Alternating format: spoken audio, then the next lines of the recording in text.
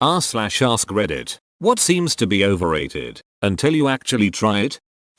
I cannot emphasize this enough. A quality pillow and mattress and sheets. My ex got mad at me when I spent almost $2,000 on my whole bed setup, but then has no problems with $100 bar tabs and $200 dinner nights out. My people, you spend 8 hours a night, 3,000 hours a year on your bed. It should be the most expensive, or just best quality regardless of price, item you purchase for your home. Anything less is just cheating yourself. That sounds like my ex. He's go to the bar 3x a week and swore we didn't have money for allergen-free detergent I needed. I spent 2 weeks in the hospital getting EEGs and MRIs done. Came home to the biggest pizza box graveyard I'd ever seen. I was the one who did the grocery shopping, and I promise you that fridge and freezer was full. He could have cooked himself dinners instead of spending $50 night on beer and takeout. Tailored clothing. You can have just about any body shape, but when you have it tailored to your actual size, you go from looking okay to looking amazing. Adding on to this, I like to wear denim. Specifically Levi's denim. It's expensive buying new, and being a tall guy makes it tough. I go to thrift shops and pick up a pair for $15, one size too big. Bring it to a tailor and have it hemmed for $15. Best fit and so durable. I've had people ask me how I can afford it with my income, and when I tell them they always say the same thing: that's a great idea. I also have a big chest and wide shoulders, so the denim jackets rarely fit right. So I find some that are too big and get them fixed. Edit. Yes, I wear a Canadian tuxedo most days, and I'm proud of it. Edit 2. Okay, I meant tailors, not hemmed. I didn't feel like saying bring it to a tailor to get it tailored. It just sounds weird. Also, all of you who say you pick up a new pair for $20, just letting you know where I'm from, they're $120 for a cheap pair. Also, new isn't the point. It's the fact that they fit perfectly. Levi are pretty much the best value jeans you can get. I have 3 pairs that I've had for going on 7-8 years now, and they still look great. They're the only name brand jeans I'd ever buy. Drinking water. It's amazing how much better I feel when I consciously choose to drink more water. r/Hydra homies. r/Water niggas is back. Actual running shoes. Some shoes are meant for running, man. If you can find a good running shoe shop that does proper gait analysis, it's well worth it. They will have you run on a treadmill with a camera watching your footfall, then they watch it back in slow motion and point out how your foot lands. Then go through a bunch of shoes to find ones that compensate for it. This will make running way better for you and much more comfortable too. The military did a big study on gait analysis and found there was no conclusive evidence to support it. What they found was more useful was just finding shoes people found comfortable. Edit. Here's one study: https://academic.com milmed article PDF 180-3-321-2186194 milmed D1400337. PDF. I believe there was one other major one. Having trouble finding it though. Getting a good massage. I was almost 30 and had never had one before, and I didn't really care to anyway. But my girlfriend found a deal for a couple's massage on Groupon at some shitty hole in the wall place. So we went. It was a terrible massage and I left feeling worse than when I came in. I thought my apathy towards massages had been confirmed. A while later my back was really hurting, so I decided to maybe give it one more shot at a nicer place. This time it was amazing and so peaceful I almost fell asleep. I walked out the door with no back pain and feeling completely refreshed. I'm glad I gave it a second chance. A bad massage will make you wish you'd left bad enough alone. A good massage will make you wonder why you didn't get one sooner. A great massage will find incipient problems you didn't know you had so you can work on fixing them before they hurt. And a great one usually costs no more than a good one. A great massage will find incipient problems you didn't know you had so you can work on fixing them before they hurt. And a great one usually costs no more than a good one, and occasionally are covered by insurance. My US insurance covers $45 a year. I know when I was growing up, SGIO in Australia was offering massage covered by insurance. So it isn't just a USA thing either. I've been to probably 60-70 LMT, licensed massage therapists, over the past 15 years. The best have been ones where they're either making too much money from massage to do other things and have let their other qualifications lapse, or are qualified in multiple areas and are focusing on X for this particular day. Effectively, they're multi-talented but are doing a lesser job in the moment. My favorite one right now let her physical therapy qualifications lapse and specializes in Swedish massage, where she will offer a Swedish massage, but if you have particular kinds of ailments she'll blend it with her PT training. My second favorite over the years was a lady who practiced both Swedish and Thai massage, or as I like to describe it, stretching with friends, where the Swedish massage would be accompanied with elements of Thai massage as needed. Sleep, nutrition, hydration. Believe me when I say this, it's a cold, dark world until you tune those three together. Edit. Thanks for the bling everyone. I had no idea this would blow up. Thank you. I'll respond if I can. I said this on a whim, but I mean it. Nutrition. Check hydration. Check sleep. Cries in Marine Corps. I ate like garbage in the Marines. Drank alcohol every day. Tobacco. Never slept. I feel you. I want to get healthier now that I'm out, but I don't know where to start. Good headphones. You'll hear little nuances in music you've heard hundreds of times before but didn't notice. On this note, any form of a good sound system. When my husband and I were in high school we had extra time and money because no responsibility. We both put good sound systems in our cars. He's an electrical engineer now, go figure, and loved engineering sound systems that would be really great for each of our cars. It was like a freaking dream come true. I loved getting in my car for my commute to work every morning because listening to music and there wasn't like anything else. We sold my car and his is now just a toy. It's a Jeep. So neither of us have great sound systems now and it really is sad.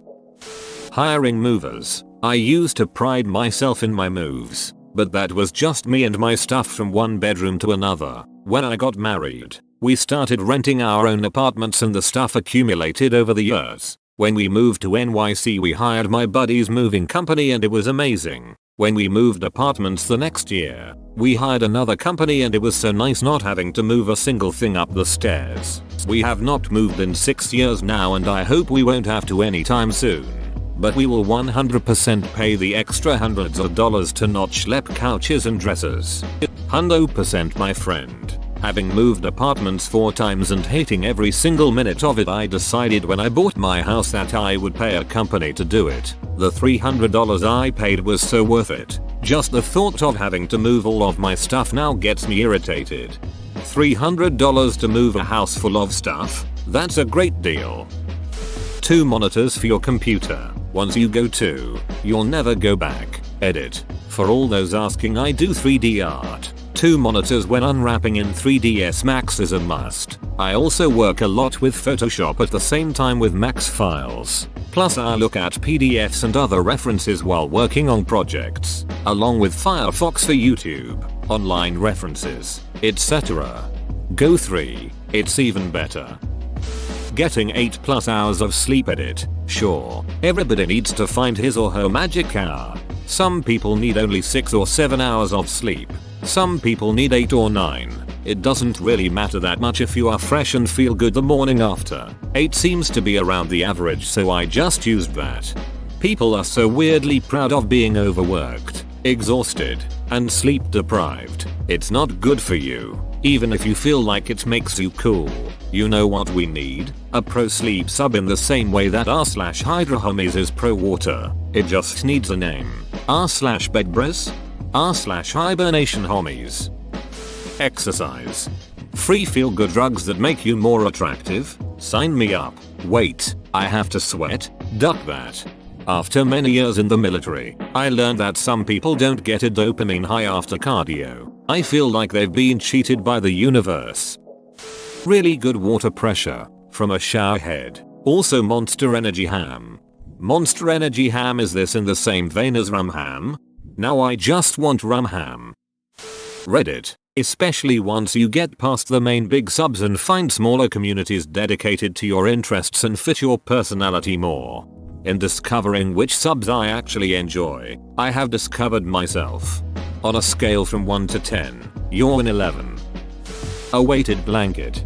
Do you have one that you can recommend? I have been looking for a nice heavy one at a decent price lately, but I am ready to invest big time since it's related to health. I can't speak to the quality, but they recently started stocking them at Target, Maxx and Marshalls for way cheaper than I'd ever seen them before. 70-ish. Not being piss poor. Now I'm lower middle class and that money makes all the difference in the world for my health and happiness. Who would have thought? Money can't buy happiness should really be money can't guarantee happiness all the time for everyone, because holy shit, can a little money buy a lot of happiness when you have none? Like my mom always says, money can't buy happiness, but it's a good down payment. 2 things work: boots, shoes and quality underwear. If you work on your feet, do not skimp on your footwear. It saves on fatigue and body aches. Just for starters, I am currently wearing the ugliest pair of boots I've ever owned, just because they were the most comfortable pair I tried on while shopping.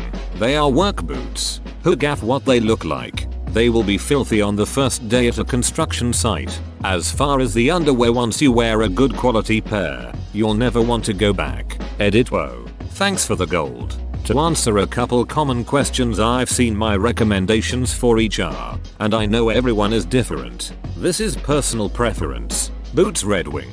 They aren't for everyone as far as fit, but they last years. And if you can see a podiatrist, have them make custom insoles. They are life changers. Underwear Duluth Trading Company's Buck Naked Underwear. Hands down. As far as women's, I cannot comment. I wish I could, and I hope the same is true. I hope you fine ladies can find some brand of skivvies as life changing as I have. I wish I could find a good pair of boots. I work in agriculture and wade through 16 inches of mud. I need boots that will stay waterproof. I am tired of replacing $100 muck boots every 2 months. The smallest of holes in my boot is enough to make my job miserable, because keeping my feet dry is my #1 concern. I've never had the luxury of choosing a boot for fit, which ducking sucks when I spend my entire day on my feet. I've had to rely on long, thick socks to prevent sores and blisters. With short or thin socks my feet bleed. Edit. Holy shit. This got some actual attention. Edit 2. Seriously. Thanks for all the replies and advice. I have so many possible fixes now. A big shopping list. 2. I'll definitely do some more research on specific brands, but this is such a good start. I'll definitely be getting things to repair my boots, and some good socks too. As a backup, I can't thank you all enough. I can't reply to everyone, but thank you all. I like 2 pairs of socks. Thin merino wool ones next to your skin, then the thick ones, then the boots of course. The friction then happens between the socks, not between the socks and your skin. Talking to a therapist. It can really help. Important note, before you go in, steel yourself for the very likely probability that the first therapist you go to will not interface with you in an optimal manner. It sucks, and everyone who's been through this knows what I mean. But it always bears repeating that you often have to go through a few before you find the one who works for you. I was feeling really low couple of weeks back. Had 3 sessions with a counselor. Helped me get things back to track. Getting a dog or any pet. I used to scoff at dog owners talking about how much they love their dogs. I acknowledge that, but I don't really understand how can anyone's love for dogs surpass everything else. This just seems so overrated and I think I can do without it. Thanks. This is until I have my own. I cannot imagine a day without him. I work hard to give him a good life. I make sure he eats and exercises as well as I do. I cry when he's hurt and laugh when he's happy. I love my dog. Come scoff at me. Edit 1. Thanks for giving me my first silver and gold. Strangers. And dog tax. Edit 2. Thank you for all your love for my baby. For those who have asked, yes, he is an Italian greyhound and his name is Flash. I'm glad his photo cheered up your day. And for those who have highlighted the commitment needed to keep a pet, thank you to you too. Remember, a pet is for life. As much as it is lovely to keep a pet, the level of time, financial and mental commitment is real. Like humans, they have their personalities and needs. I spend a lot of time and money training Flash. He became reactive and fearful after a stray cat attacked him. He broke his forelimb recently and surgery bills came up to $5,000. We have insurance, There are lots of personal sacrifices, turning down social events, involved as well. These are all worth it because the love and bond we forge with our pets are priceless. Dogs love people, especially their owners, so much it's almost impossible to not love them back. Having a pet is awesome. I used to have a cat and he was so much fun. Plus he did a good job making sure our house was rat free. Sadly he needed to be put down, but I can still play with my grandma's cat when I visit. I'm assuming golf considering how ducking boring it seems and how much people who play love it.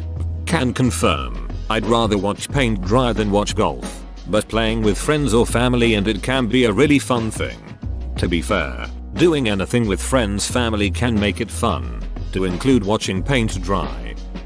As a millennial, a full-time job and falling asleep early, was a night owl for years, depressed for a few, had a few part-time jobs here and there because I thought that I would hate working full-time. Turns out I like waking up early and really needed the structure in my life. Helped with my depression immensely and I'm not so sad anymore these days. Sure I have less time to do other things, but now they actually feel like hobbies, not like things I use to pass an excessive amount of time. I agree 100%. I started my first full-time job last month and it's so nice having structure in my life. I honestly prefer it a bit over going to university. My school schedule is never consistent day to day so it's hard to get used to. I love being able to sleep at the same time every night. Finding something you truly enjoy. For me, although I suck, it's 3D modeling, so go out there and try out some hobbies. You never know what you'll like. Sucking is the first step towards being sort of good. Edit. Thanks for the silver. Open bracket. Still not sure what the etiquette is. VR. I looked at it at conferences but never really got into it. After using a headset in a more private environment I found it amazing. It really is completely different. In a private environment. Not so much fun when I use it to talk to my boss, but man what a great time when I'm jerking it. Yoga and meditation. It's ridiculous how hard it can be to just sit within yourself. But once you've done it and found the quiet, it's hard to stay away. I was gonna say this also. The thing is, you get better at it the more often you do it, and what begins as almost a chore evolves into something you look forward to because you know how great you're gonna feel afterward. Getting skincare that actually works for you instead of whatever is convenient. I had terrible acne for years and I would just use whatever skincare I got my hands on instead of finding something that actually cleared up my skin. Reading the book before watching the movie. Don't get me wrong, I love movies. I just find it enhances both if I go in that order. Edit. As a librarian I have a long list of books I think should be movies. Dark Matter, The Graveyard Book, The Catcher in the Rye, Artemis Fowl, Cinder. The list goes on. Curious what books others think should be movies? Edit 2. Thanks to everyone who let me know an Artemis Fowl movie is in the works. Yes, makes the movie so much better since you already have a sense of the characters and setting. And it's fun to see how they make things a bit different. Also, if the book wasn't that great but the movie is well done, you'll end up loving it so much more. Looking at you, Revenant. See, I always say watch the movie before you read the book because then you get to enjoy the movie, but you also get to read the book which might be completely different or just supplement the movie with details they left out. Good quality fruits and vegetables. It may sound overrated, but good. Fresh foods taste amazing. Edit. Hey, first gold. Thanks. Hawaii. It seems cliche and overdone, at least in US, but for good reason. I used to wonder why people would fly so long just to go to the beach when FL or CA is so much closer. It's a true cultural experience, not just beaches and tropical drinks. You sound like me. I never wanted to go. We were trying to find somewhere to go for our honeymoon and a travel agent friend suggested Hawaii. I scoffed and my wife really was into it. I said fine, let's do it. Not sure I'm gonna enjoy it much though. We went for 2 weeks. Hit 3 islands. Oahu, Big Island, Maui, and I have thought about going back every day since. Almost 10 years ago. There is just something about it that gets into your soul. Pearl Harbor, Diamond Head, North Shore, Hana Highway, Black Rock, Kilia, Kona, The food is amazing. Mai Tais are heaven sent and the scenery is always beautiful. Many fancy, expensive restaurants. I've always been frugal. After marriage I've joined my in-laws on several occasions for nice dinners. My taste buds are still in shock at the flavors that exist among foods I've eaten all my life. There is a true art to cooking that can't be replicated without years of education and training.